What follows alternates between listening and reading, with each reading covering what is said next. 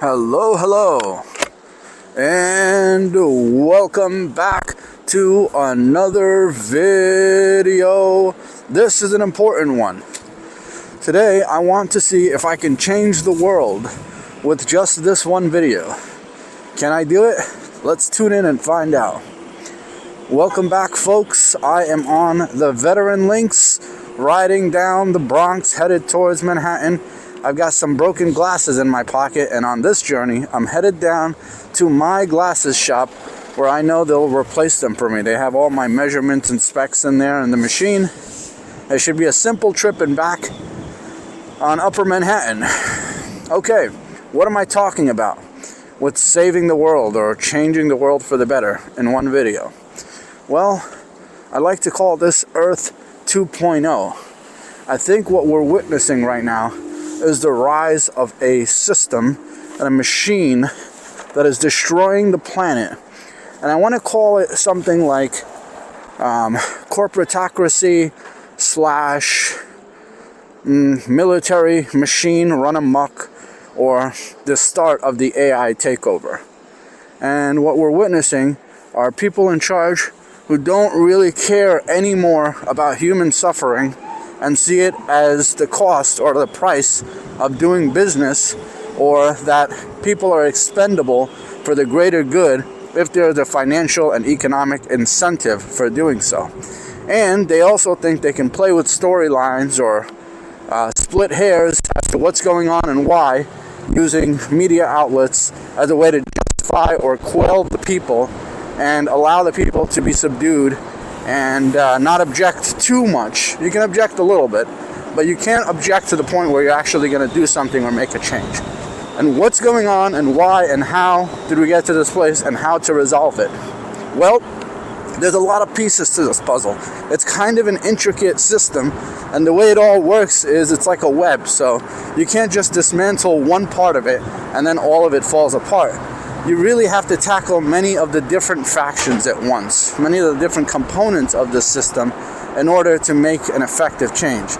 Because it's almost like if you tear down or rebuild or restructure one part of the system, the web is still very much intact, and while you move on to another part of the system to dismantle that or reassemble that and fix it and make it better, the other one repairs itself, and then you're back to square one. So what are the components of this system? Why is it like this? And again, how do you fix it? How do you change all this? And what's really the problem here? So what? What's wrong with economic growth and prosperity? Humans have been destroying each other and destroying civilizations since the beginning of time, and rebuilding and improving. So what's the issue? Okay, well, the issue is that right now we're supposed to be more advanced and have more human empathy and more access to information than we've ever had before. Where things that happened in isolation in the past that couldn't be addressed and weren't even known to most people are now becoming a direct responsibility right on our own doorsteps. We feel directly involved, directly part of whatever's happening because of social media and the intricate network of information that exists now that makes us all culpable and responsible now, whereas before it was just in the hands of a few that were committing atrocities against other humans. Well, okay, so what's happening really? I'm reminded of James Cameron's film Avatar. Now, if you've ever watched that film, an incredible spectacle. Pardon me, excuse me, coming through. Excuse me. Pardon me, coming through. Thank you. Pardon me. My man. Yeah, you always have to slow down, dogs and people, anyone who can't hear you coming. It's pretty unexpected, so just take a minute to slow down to avoid any potential incidents for the safety of others. Okay, human suffering. The movie Avatar shows depicts a storyline where this giant military, industrial, hungry apparatus full of soldiers and people who follow orders and high technology are going after these savages. These people who are sitting on a gold mine of resources who don't use it. They don't know how to implement it or utilize the resources that they're sitting on, and they don't even know what they have. To them, they think they just have these jungles and trees and beautiful glowing thingies and this material under the ground that really just, I don't know, holds things together. But they don't realize how much power can be extracted from the minerals or from the earth beneath them that can be used to power these ships. And pardon me, excuse me, I'm just gonna squeeze in here. So the quote-unquote bad guys, or the humans, just ravage this planet, this foreign planet, and just start, destroying everything, blowing it up with missiles. And there's this whole thing about going in there covertly, dressed in avatars to match the dwellers of that planet. So there's big blue guys, and first they go in there and spy on them and learn their language and all that, and then they start destroying them from above once they know their weaknesses and everything, and taking over the precious metals or whatever. We also see this in the movie Black Panther, when again the African Black Panther people, they're also sitting on some incredibly vast amount of rich resources, and again, others want to come in and steal those resources. So it's a storyline that plays over and over again in Hollywood, and it even makes you sentimental with the native people of the lands, and you're more kind of against the anti-heroes who are ravaging these people's culture and planet for resources. It doesn't seem fair. It seems like they're basically stealing. They're going in there because they want to steal what's not theirs, and they don't want to take it diplomatically or strike a deal. They just want to murder and take. So I'm reminded of that storyline when I witness a lot of what's going on around the world today. You can call it imperialism, you can call it colonialization, you can call it a lot of different things. And if you just drop all the curtains of the politics and the storylining and just look at the raw elements of it, you're basically talking about human suffering, and you're talking about the golden rule, the principles of doing unto others as you would have them do unto you. So if you're sitting peacefully, minding your business, taking care of your kids, walking around, pursuing life and liberty on a daily basis, and then you are struck from above, seemingly needlessly and seemingly without cause or reason, then, I mean, at its raw, purest form, that is gravely unjust. Now, if it's dressed up and there's a storyline and there's a media outlet backing it up and creating narratives that are somehow justifying this, I don't think it necessarily purely justifies the actions. It doesn't justify the violence. It doesn't justify the disarray and the dismay that you're causing others. All it does is it just allows other people to accept what you're doing. But to those who are being violated, I think their call to justice remains just as fervorous and valiant and credible as it did before any such explanations were offered. It's just simply not right. And so, as a whole, as a human species, if we drop national boundaries and drop ethnic boundaries and political landscapes and explanations and storylines, if we just drop all that, we really would have a hard time justifying it using any reason. I mean, any differences could potentially be hammered out by discussion and diplomatic means. I mean, even if you can't speak the same language, there's ways to communicate effectively and definitely reach an agreement. Okay, so what I'm saying now is, why aren't these channels and these avenues of communication being used to figure out these differences? Why is violence seemingly the first and only resort? Why aren't there discussions and more open and sincere dialogues happening between parties? Why does it seem like there's a lot of one-sided destruction happening, and then ultimately we see takeovers, we see occupations, we see takeovers of resources, we see almost as if like to the victor goes the spoils kind of mentality, where rather than it just being like a trophy or a $5,000 reward, it's really much more than that. It's a lot more in terms of just natural resources found in the earth, but the cost is also extreme. It's not a sport. It's not an event where people are competing all willingly and then someone comes out on top and is awarded a prize. Rather, it's more of a coercion and death and misery filled experience for one side, and the other side is kind of just like, oh, well, you know, you brought this on yourself. So, like, it's just not, I don't think it's exemplary of the highest human standard when it comes to people being kind to each other and people communicating openly with ideas and intellectually, academically, and also bringing and putting forth their best people and their best leaders from both sides to truly sit down and figure out what's mutually acceptable and great for both sides. And sure, if I have resources and I'm not really sure what to do with them or how to use them, and you are and you do, we strike up a deal. It's very similar to being on Facebook Marketplace. Think of it like someone having something that you want and you make them an offer for it, or you bargain with them, you haggle them, and sometimes you get a great deal and sometimes you don't, and sometimes it doesn't work out at all. But in the end, everyone walks away peacefully. And this is what we consider an open and ideal, fair marketplace where trade and prosperity just are fruitful and everyone is essentially satisfied. I mean, you may not be satisfied in the sense that you don't have everything and anything you want, you can't afford everything, but everyone's satisfied that there is a sense of fairness and justice that exists among the community. And I feel like Earth 2.0, in my view, is where that becomes the reigning and dominating system, the structure at play.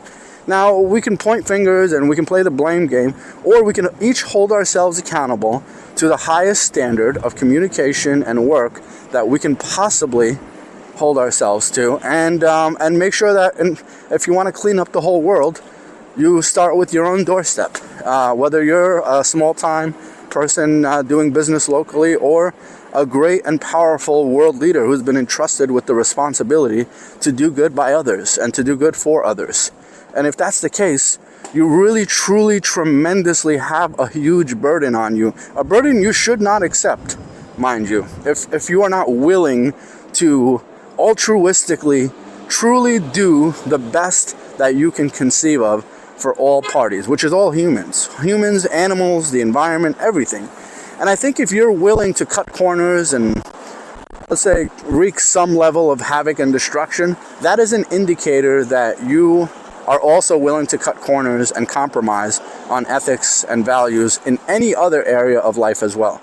So if, for example, you have a president-elect or someone who's running for office, and that person has made themselves openly and willingly clear that they stand by some form of unethical or questionable, even questionable misery, some level of terrifying activity of anything including violence or coercion or stealing or threats, then I think you've indicated that you're willing to do that in any other area of life as well, and that you probably should not be trusted with any real responsibility.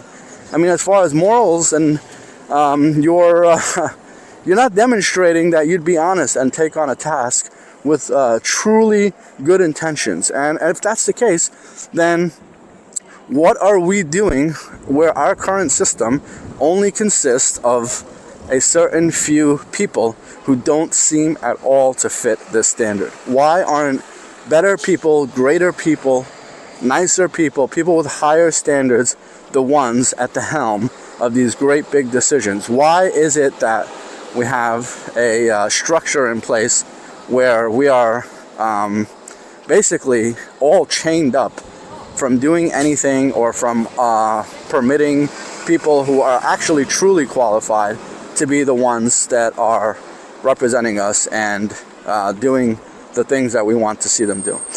So let this be a call to action for anyone who is good out there, anyone who displays exemplary behavior and attitude, to step up and become a leader and help humanity and do a good job. And I guess that goes for me as well. And if there's something I can do, I'll be figuring it out in the time ahead and trying my best to rise up to the occasion and accept the responsibility in any way that I think I can. Also, I think technology has advanced a lot since these systems were put in place. So something like voting, for example, it should not be an ancient relic system of voting where we, let's say, vote an official person into place to make a whole bunch of decisions, because we don't exist in that vacuum anymore where people had to gather in the town square once a week to discuss issues that affect the town and so on. So it made sense to hire one person to make a lot of these decisions on the go, because it was so difficult to convene and discuss every single decision that has to be made. But now with social media and electronic systems and all these different methods that we have for communication, reliable communication. I mean, if we can do banking and education and all of these things reliably, and a lot of our critical work systems and engineering reliably via network solutions and via technology, why can't we vote on every single issue? Why can't we vote people in a system where they're not beholden to other private groups that fund them, and they have to basically return the favor, and the entire system really just seems out of place.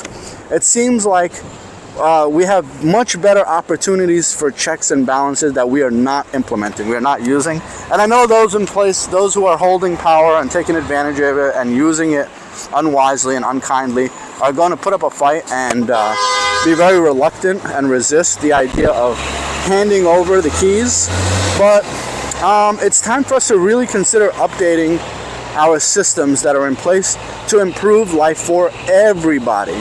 And even the ones committing, maybe misdeeds here and there, who are following orders, I don't even fully blame them. I think there's a much larger system in place here that creates coercion, where people kind of have to fall on one side of the fence or the other.